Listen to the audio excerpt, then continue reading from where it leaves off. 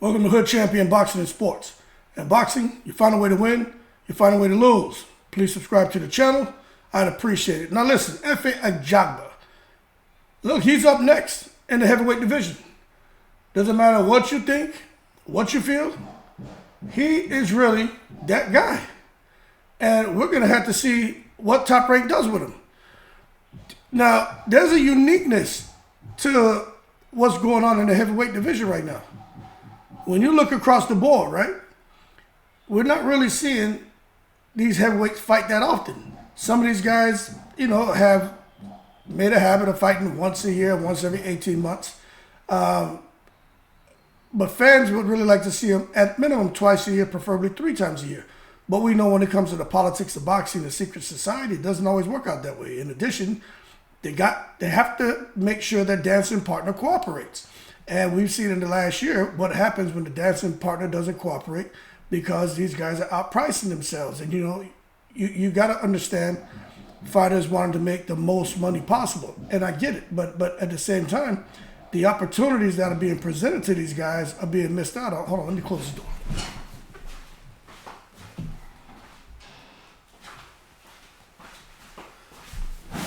Right, the opportunities that are being presented to these guys are being missed out on because they're turning into Apollo greeds.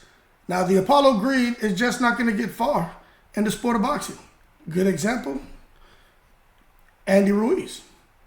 We can call him Apoyo greed, because Apoyo has really went out here, in my opinion, and just ruined himself.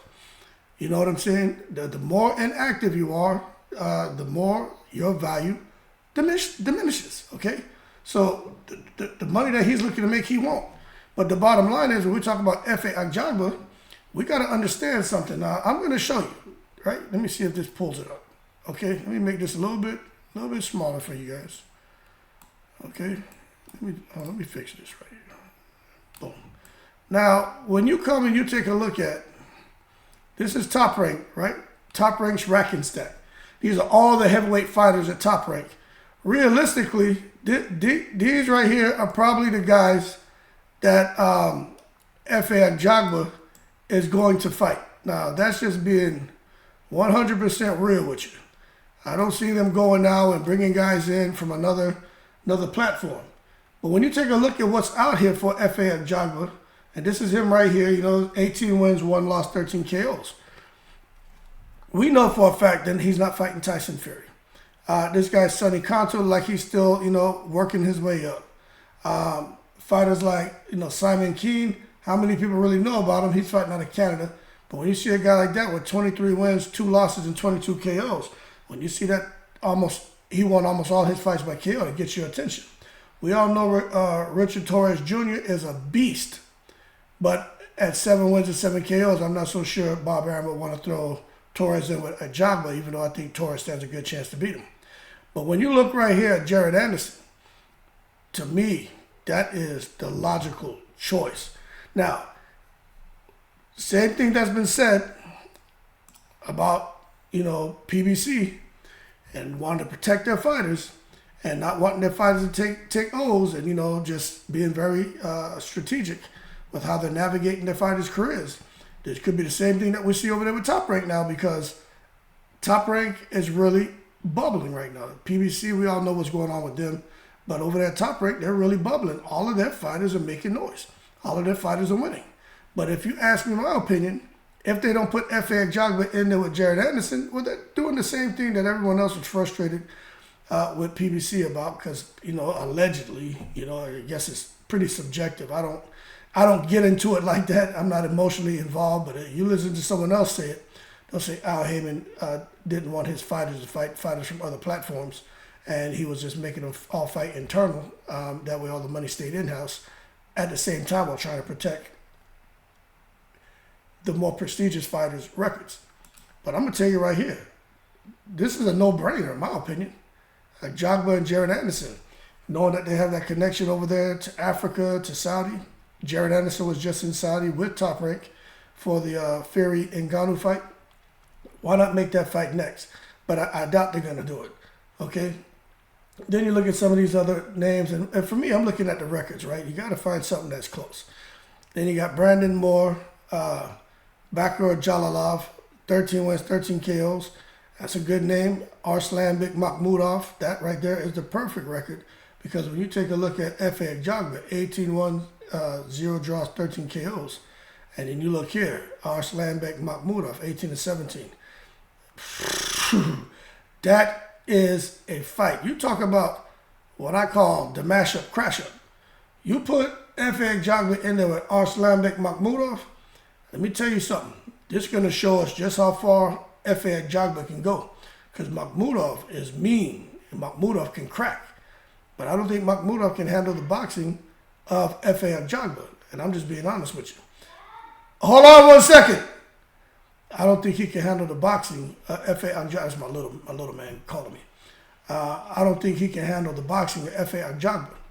So we just have to wait and see what Top Rank decides to do. But these are their heavyweights. And you should all know who Jalalov is. Makhmudov, you should know that name. Ajagba, Jared Anderson, Richard Torres, Tyson. We all know who Tyson Fury is. So those are the big names over there in the heavyweight division with Top Rank. Now, when you come and you take a look at, my favorite go-to when it comes to the heavyweight division, because it has all those names and more. When you come, let me enlarge this for you. When you come and you look right here, okay, and you say Efe Ajagba, is he ready for a Wallen, Sanchez, Joyce, Anderson, we already talked about Anderson, Hergovic, Parker, Jane, Joshua, Wilder, Fury. The reality is this, Bob Arum's not putting him in there with most of these guys. We know they're all about the money, but I think we also got to take a look and see where Ajagba is ranked. Okay, so when you come down here and you see for the WBO that Ajagba is not even ranked in the WBO. See, that's something people don't realize. So him getting a crack at someone in the WBO, I don't see that happening. As far as the IBF, Ajagba is ranked number 13.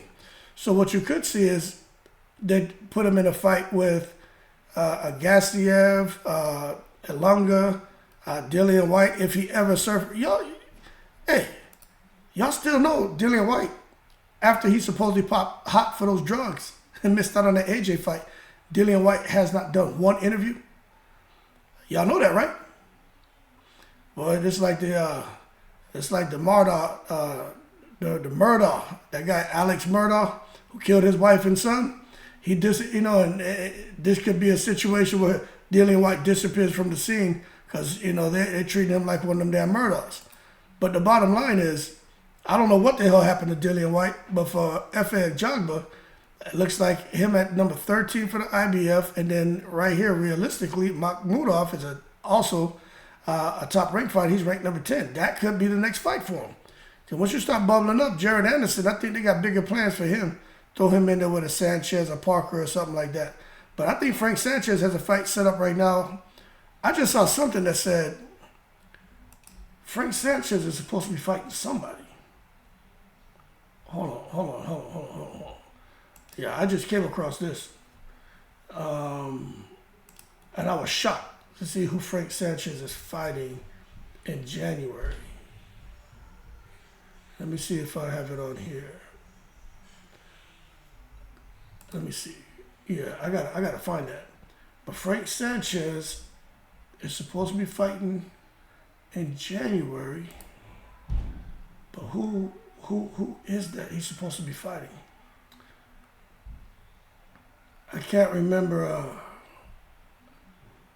I'll come across it. I can't remember who it is he's supposed to be fighting.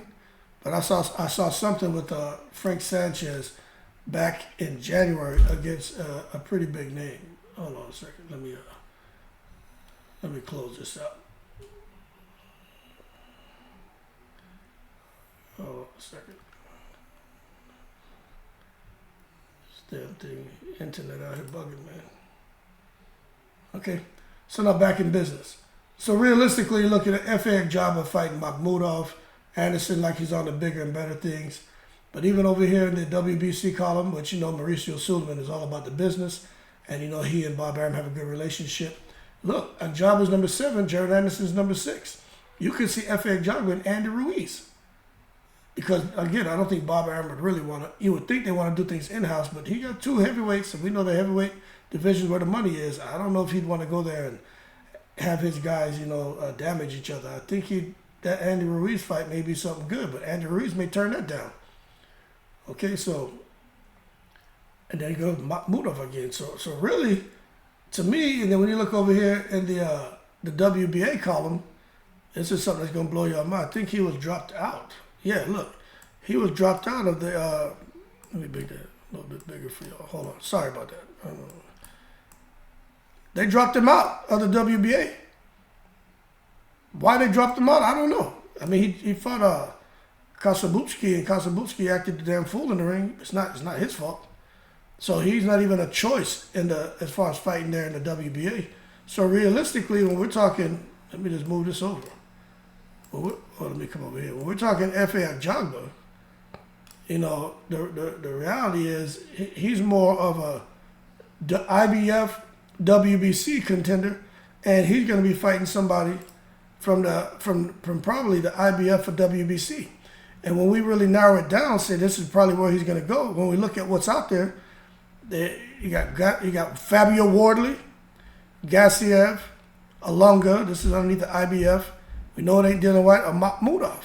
I really think it's going to be between Makhmudov and between number 10 and number 15. Now, when we come over here to the WBC, Ajagba's ranked number 7. Again, I would say from down here around number 12 up to number 5, you could see him, getting a fight next. But the bottom line, when it comes to Efe Ajagba, he's in a position to where it's almost like put up a shut up. And I'm very interested to see what Top Rank does, because if he takes a loss, he got to start working his way back up. He already went through that once in his career. You know what I'm saying? But he's doing good. He's got to keep winning. But we'll see what they do with him. We'll see. I'm rooting for him, man. I root for all boxers. Some, even Tyson Fury. Even though I got the hairy eyeball on him and shit. And I root for him too. You know what I mean? But as some fighters, man, when it comes to the story coming from poverty or getting into fighting for the children, like I just get it. You know what I mean? Like I get it more than others. That's why you'll hear me probably praise them a little bit more. I don't have a favorite. My 2 favorite fighters were Zab Judah and Chris Bird, but I know that story about poverty, and I know how it is, to want to do things for your children. But that being said, let's see what Bob Arum does for Efe Ajagba, because my man is right there. He's up next, and let's see if he can pass the next test. Or it may be a little bit of F around and find out that getting to the top of the heavyweight division is no joke. Easier said than done. But remember, Ajagba's an Olympian. So for those of you who didn't know that, and talking about he has no skill, he just has a right hand. Let me tell you something, this man was an Olympian for a reason and did very well in the Olympics for a reason. So you need to hold your horses and stop taking them to the stupid. Do your due diligence and get spun up on these fighters before you come out here being a bandwagonist and just going out here trying to Roger Mayweather everybody with the whole you don't know anything about boxing. I'm in the breeze.